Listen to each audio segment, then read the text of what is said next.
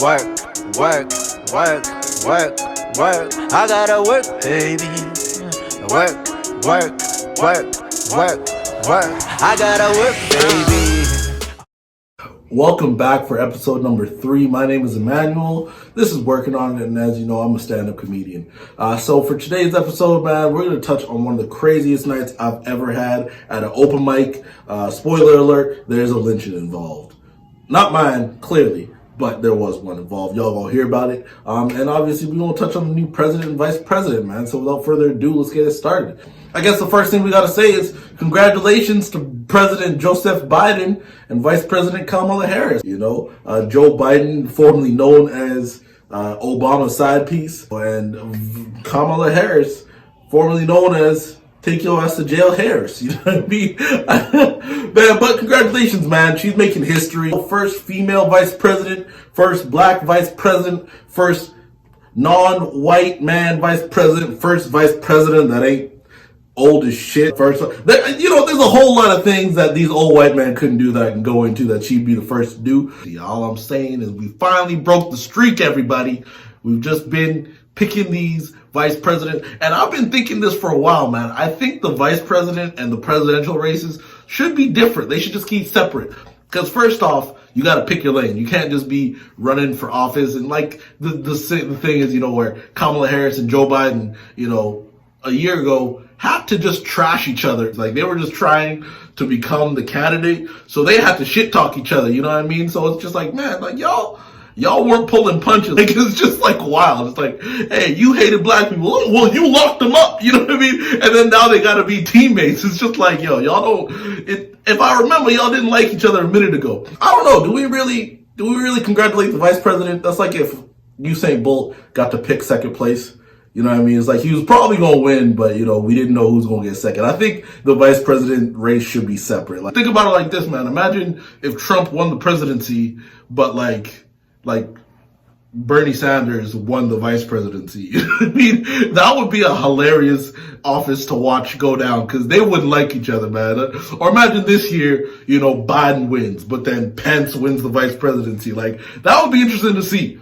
But I guess it's not for entertainment, although y'all elected an entertainer the last time. I ain't gonna say nothing about it. And then, of course, you know, before Trump left, he couldn't just leave quietly. You know, he had to make some noise. Even those final headlines after all that Capitol Hill shit, he was just tossing out pardons. People say, pardon me, he saved your pardon. Don't even worry about it. Man, he did. And the crazy thing is, we figured out Lil Wayne the whole time had a ploy. He was just trying to stay his ass out of jail, man. Y'all didn't, trust me, I was shocked too, man. I love the Carters. I love all them, you know, but little did I know he was just trying to stay his ass out of jail.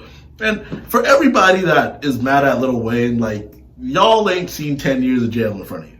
You know what I mean? If you have to pick between 10 years in jail or buddy up with President Trump, former President Trump, all I'm saying is, my boy, Mr. T-Dog. I call him T-Dog, whatever. So the craziest night I've ever had at an open mic thus far, or one of the craziest nights, it was actually super early on when I started stand-up. It was probably like it was my first month or two in stand-up. About like, you know, it was Black History Month, so February, you know what I mean? So like, I was still, like I said, I was picking up my, you know, free laughs for the month, you know, my reparation laughs. And so like I go out one night and I see this dude go on stage. Pretty funny guy, man. Super old dude. Like scratch that. I'll say he had a good night. Okay, he had a couple funny bits. One of them was like around how black people invented peanut butter, you know, related to peanut butter deaths and, you know, whatever. It was a funny bit. But the next week he went up and, man, took a hard left straight out the gate. So he gets on stage, and the night is unusually packed. So that night in particular, there was a comedy class there. So like, they added like an extra 20 people to the crowd. So if there's 20 people there, there's 40 people there that night. So it was like a packed night, you know, and then as a new stand-up comedian, like write new material, I'm like, yo, this is going to be great. I get to test out new material in front of a full crowd. You know, if it's funny, or like I get to hear that roar, you know what I mean? I never heard that roar before, right? Because I'm still new in the game, man. Every time I got laughs, it was from like a crowd of like 10, 15 people. So I was excited. I got to go up that night. But I went on like later on that night. So we're watching all the comics go up, and this old dude gets up, and he starts out. No one knew what was going on. He's asking the DJ to play some music. The DJ didn't play the music, so he just goes into his bit, and it starts out like here, and then it just like goes. You know what I mean? Y'all ever seen the stock market crash? That's essentially what happened with this man's set. This guy started out with, man, remember back when black people were getting lynched? Zoop! And from there, it was a wrap. This dude started talking about lynching black people. They cut his mic so quick. The host came up, okay, and that's enough. That's enough. We get it. We get it. Yeah, we get it. Off stage. They gave him that yank real quick. But there's this younger black lady in the front row, and she was not having any of it. She was there, goes up to the host. She's like, I'm going up next. And this host, he wanted no parts in it. You know what I mean? Like, trust me, man. If you gonna let him on stage, you better let her on stage, or else you gonna end up having a club in a newspaper talking about, protests. So she gets up on stage and she starts going in on homie. I knew that this old dude didn't know what he got himself into the minute she started out with the set where I'm a biracial, BIPOC, bisexual. She hit him with all the bis, all the 2020 vernacular, you know what I mean? And he was not ready for it, man. She came in swinging. We should hang old white man, call them all sort of mother effers, this, that, and the other. I was just like, yo, this is crazy. And unbiased opinion, she was probably just as racist to this old white man as his joke was to black people. Hey, that's unbiased. But biased, and obviously that night, I picked my team quickly. You know what I mean? I'm on her team. She going off. She look at me. She like, yeah. And I'm like, yeah. You know what I mean? Like, I'm not trying to catch no smoke, man. She's mad at him. Why redirect the anger? It's like, I ain't trying to get called Uncle Tom in public. That's ridiculous. So, she goes on. And obviously, the night kind of, the vibe was off. You know what I mean? It was no longer the vibe of a fun comedy club. And like, the next comic goes up, and he was outside for a smoke, so he missed everything. So he comes in, and he's just like, does his set, comes off stage, and starts talking to me like, man, it's a tough crowd. I was like, bro, did you miss the last two people that went up on stage, just sucked the funny out the room, turned this into some sort of civil rights movement?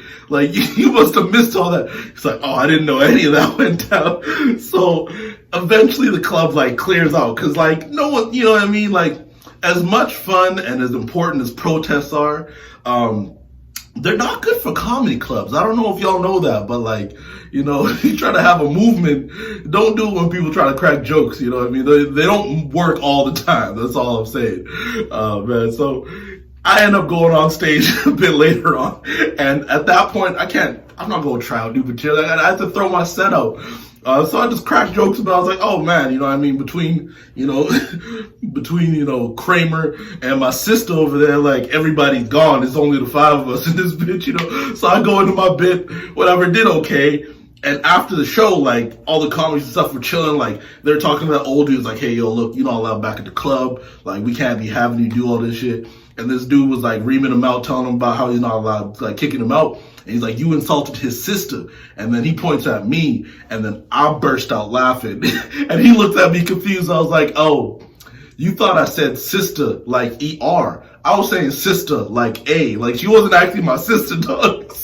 And it was just hilarious because he's over here trying to act like, trying to be like, yo, you being racist, you got to get out of here. And then this dude assumed that the only other black person in the club that night was my sister, like legit.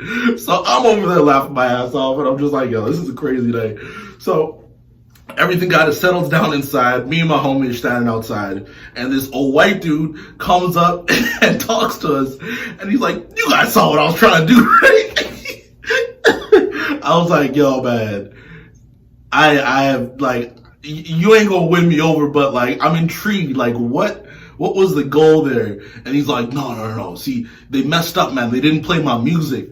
And that intrigued me. I was like, okay, what music is it that they didn't play that made this joke as racist as it was. Like, cause apparently in his head, there's a soundtrack that doesn't make lynching black people racist.